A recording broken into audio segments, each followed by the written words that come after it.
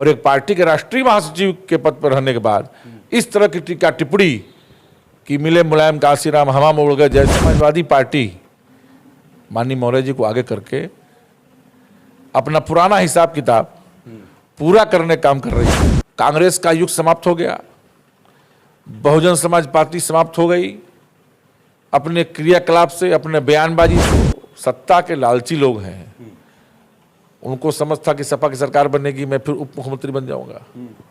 स्वामी प्रसाद मौर्य जब से भारतीय जनता पार्टी छोड़कर समाजवादी पार्टी का दामन थामे हैं, तब से कहीं ना कहीं हिंदू विरोधियों को लेकर लगातार बयानबाजी कर रहे हैं। अभी कुछ दिन पहले वो रामचरितमानस के एक चौपाई को लेकर बयानबाजी किए थे, उसके बाद पूरे प्रदेश की राजनीति में एक भूचाल सा मचा हुआ था। अब कल वो रायबरेली के भाषण देने के दौरान उन्होंने कहा है कि मिले मुलायम कासिम राम, तब जनता नारा लगा रही है कि हवा में उड़ गए जय श्री राम। इसी मुद्दे पे हमारे साथ बातचीत करने के लिए राजन जायसवाल जी हैं, मैं इनसे बात करता हूं। बहुत बहुत स्वागत है आपका।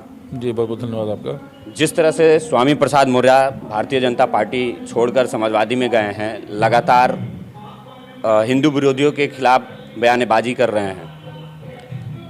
देखिए, मैं किसी का नाम तो नहीं लूँगा, लेकिन जिस तरह का कार्य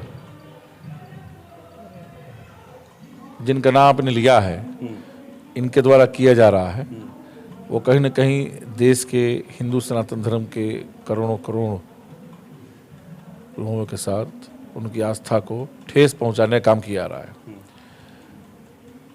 बयान सिर्फ उनका क्यों आ रहा है, सपा के राष्ट्रीय अध्यक्ष का बयान क्यों नहीं आ रहा है?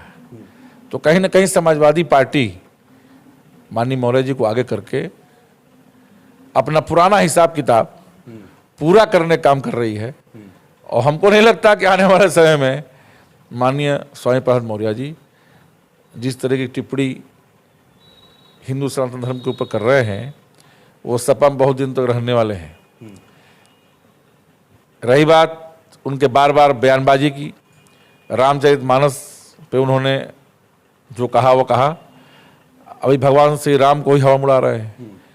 अभी एक कल कार्यक्रम हुआ, हमको जानकारी जो मिली, हमने जो वीडियो क्लिप देखा है, रायबरेली में हुआ था, वहाँ में राष्ट्रीय अध्यक्ष भी थे अखिलेश यादव। उनका कहना था कि अब राष्ट्रीय अध्यक्ष जहाँ मंच पे बैठे हों, उन पे इस तरह की किसी धर्म के खिलाफ आस्था पे ठेस पहुंचाने का काम ये नहीं होना चाहिए। इसकी मैं निंदा करता हूं। और एक बड़े नेता होके, राष्ट्रीय स्तर के नेता होके और एक पार्टी के राष्ट्रीय महासचिव के पद पर रहने के बाद इस तरह की टीका टिप्पणी कि मिले मुलायम काशीराम हवा में उड़ गए जय श्री राम, ये शोभनीय, उनको शोभा नहीं देता। और इस तरह की टीका टिप्पणी करने वालों के खिलाफ अभी तो हमारे कुछ संगठन के लोगों ने एफआईआर कराया है, मुकदमा भी दर्ज हो गया है। मुकदमा भी दर्ज हुआ है, जैसा हम लोग को जानकारी मिली है। निश्चित रूप से इसमें कोई दो राय नहीं है कि माननीय स्वामी प्रसाद मौर्य जी भी हिंदू सनातन धर्म में ही पैदा हुए हैं। भले धर्म कौन सा अपना लिए हों, लेकिन कहीं ना कहीं उनके कुल खानदान में भगवान राम को पूजने वाले लोग भी होंगे। कहीं ना कहीं उनके कुल खानदान में अभी हिंदू जो जिनका भी विरोध, रामचरितमानस का विरोध किया, रामचरितमानस को पढ़ने वाले लोग होंगे। तो जब उसी धर्म से हम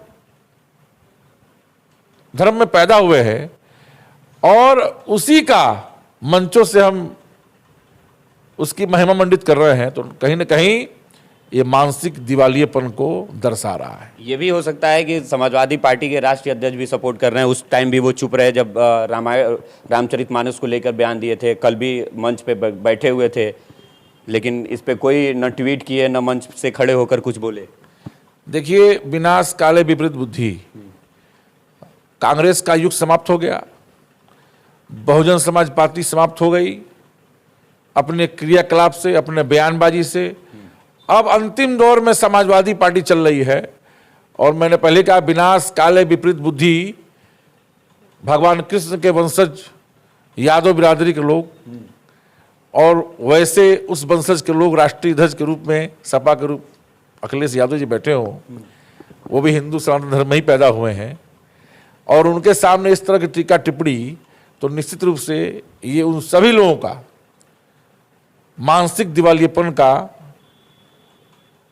उद्घोषक है। और कहीं ना कहीं समाजवादी पार्टी भी अब धीरे धीरे विलुप्त हो जाएगी, आप विलुप्त होने के क्रम में जारी है। इसलिए मैं पहले भी कहा आपके चैनल में कि एक बड़े नेता ने 1974 में एक बयानबाजी की थी रामचरितमानस के खिलाफ, भगवान राम के खिलाफ। उनका कहीं आता पता नहीं चला। उनके कुल खानदान का नाश हो गया, राजनीतिक, आर्थिक, सामाजिक, पूर्ण रूप से वो परिवार समाप्त हो गया। बड़े नेता थे, मैं नाम नहीं लूंगा, आप कहीं आपको भी जानकारी में होगी या सर्च करेंगे जानकारी मिल जाएगी। तो ये प्रक्रिया को फिर बढ़ाने का काम ये माननीय मौर्य जी कर रहे हैं। यानी समाजवादी पार्टी से राजनीतिक रूप से तो इस जिले से पतन कर ही चुके हैं। कुशीनगर जनपद है, भगवान बुद्ध की स्थली है, इतना सम्मान मिला, भारतीय जनता पार्टी ने इतना सम्मान दिया, उस सम्मान को भी वो बचा नहीं पाए। और जो सत्ता के लालची लोग हैं, उनको समझ था कि सपा की सरकार बनेगी, मैं फिर उप मुख्यमंत्री बन जाऊंगा। तो सत्ता तो ये भी बुलाया गया था कि अगर भारतीय जनता पार्टी में रहेंगे तो इनको उप मुख्यमंत्री बना दिया जाएगा, लेकिन फिर भी समाजवादी की तरफ चले गए। अच्छा, भारतीय जनता पार्टी ने आपको कैबिनेट मंत्री बनाया, आप पार्टी में शामिल हुए, आपको विधायक बनाया, कैबिनेट मंत्री बनाया। आने वाले समय में क्या करती भारतीय जनता पार्टी बताती नहीं है। उसमें कार्य करने वाले कार्य करते हैं, पार्टी उनको ब्याज समेत पद के साथ सम्मान देती है। विद्याशंकर सिंह जी आए थे, आपने सुना होगा, उन्होंने कहा कि दुबे जी ने जब कांग्रेस के विधायक थे, उन्होंने भारतीय जनता पार्टी का सहयोग किया। कैसे किया उसको मन से उन्होंने बताया, मैं उसे बहुत डीपली नहीं जानना चाहता हूं, लेकिन उन्होंने सहयोग किया। 17 में टिकट विधानसभा का नहीं मिला, उन्होंने पार्टी का सम्मान किया, तो उनको लोकसभा का टिकट मिला और सांसद है हमारे कुशीनगर लोकसभा से।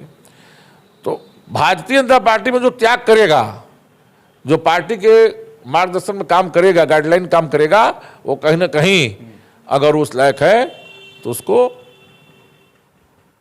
पद से शुरू होना है, मांगना नहीं है।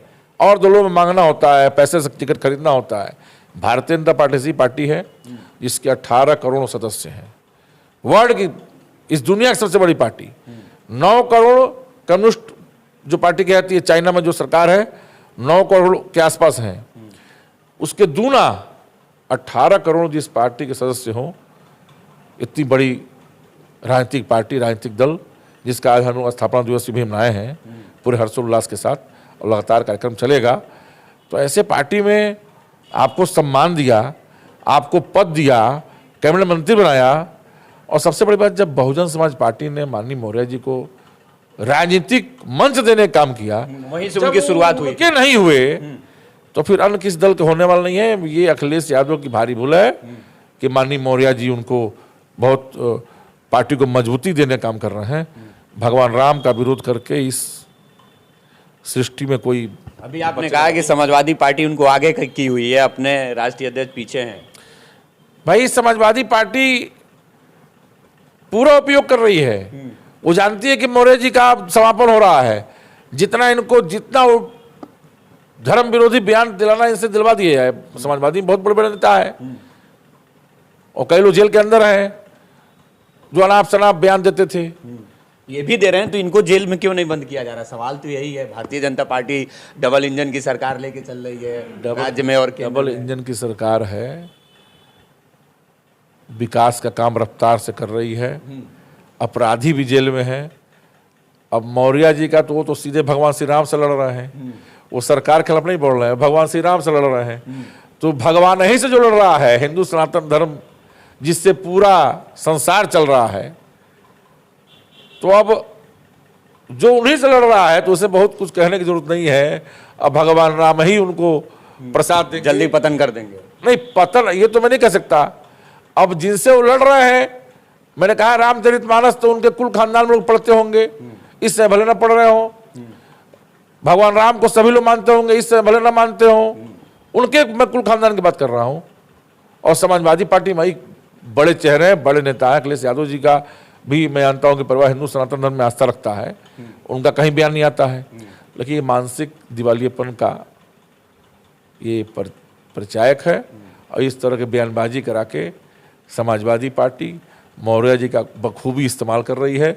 आने वाले समय में मौर्य जी का जब पूरा इस्तेमाल कर लेगी, उसके बाद मौर्य जी का भी वही होगा जो उनकी पुरानी पार्टी की सुप्रीमो बहन मायावती जी का हो रहा है। इनका साफ कहना है कि समाजवादी पार्टी के जितने भी कार्यकर्ता हैं या उनके राष्ट्रीय अध्यक्ष हैं, इनको मौर्य जी की यूज कर रही है और जैसे ही ये पूरा धार्मिक बयानबाजी कर लेंगे तो उनका खुद ही पतन हो जाएगा। तो फिलहाल इस वक्त की वीडियो में बस इतना ही। इस पूरे वीडियो में आपकी क्या प्रतिक्रिया है, कमेंट बॉक्स में बताइएगा।